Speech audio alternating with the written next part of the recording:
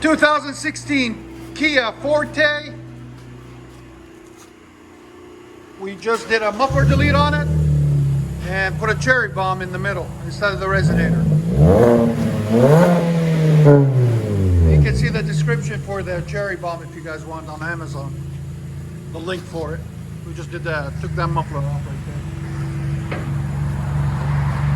It's not too loud actually, it's perfect. Just a little bit louder than it was. Put a stainless steel 4-inch tip. You guys can find the link too on Amazon in the description.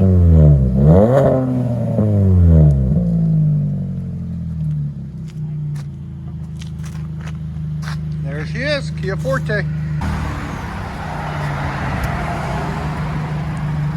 2016 Kia Forte, cherry bomb and new muffler delete and a stainless steel tip,